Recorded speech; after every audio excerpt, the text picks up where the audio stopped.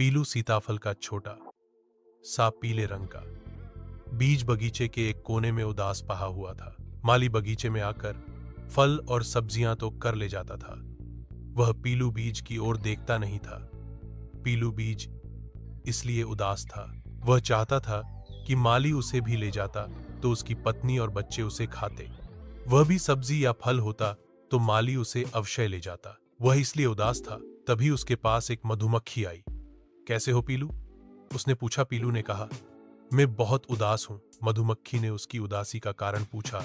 पीलू ने कहा, माली आकर फल, फूल और सब्जियां ले गया है। उसने मेरी ओर देखा तक नहीं था। मैं भी सब्जी, फल या फूल होता तो कितना अच्छा होता। मधुमक्खी ने कहा, अरे पीलू, तुम नहीं जानते, हम सब विशिष्ट दिव्य आत्मा है। हम सब अपने मन और शरीर के द्वारा सूचना देने का काम करते हैं। हम अपनी आत्मा के भावों को अपने इस बाहरी रूप से अभिव्यक्त करते हैं। हमारा ध्यान जहां जाता है, हमारे भीतर की दिव्य ऊर्जा उसी ओर प्रवाहित होने लगती है। यदि तुम फल या फूल बनना चाहते हो तो तुम्हें अपना पूरा ध्यान इस पर केंद्रित करना चाहिए। पीलू को मधुमक्खी की बात समझ में आ गई। वह भूमि के अंदर चला गया और मिट्टी से स्वयं को ढक लिया। अगले दिन माली आया।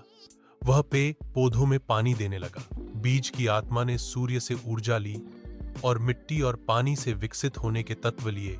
शीघ्र ही बीज में से 2 अंकुर फूटे और विकसित होने लगे। धीरे धीरे उसमें नए नए पत्ते निकलने लगे।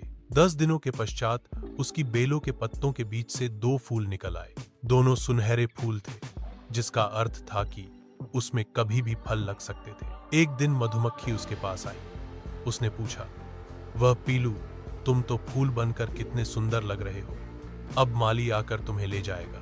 नहीं नहीं, मैं फल बन जाऊंगा, वह मुझे तब ले जाएगा।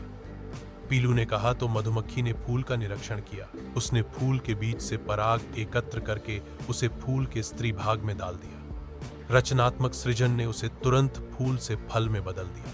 इस तरह फूल पर छोटा सा सीताफल निकल आया। वह बड़ा होने लगा। उसका ऊपरी भाग कठोर हो गया और भीतरी भाग कोमल बन गया। कुछ दिनों में वह पूरी तरह विकसित होकर सीताफल बन गया। अगले दिन माली आया। वह उसे तोड़कर गाड़ी में रखकर अपने घर ले गया।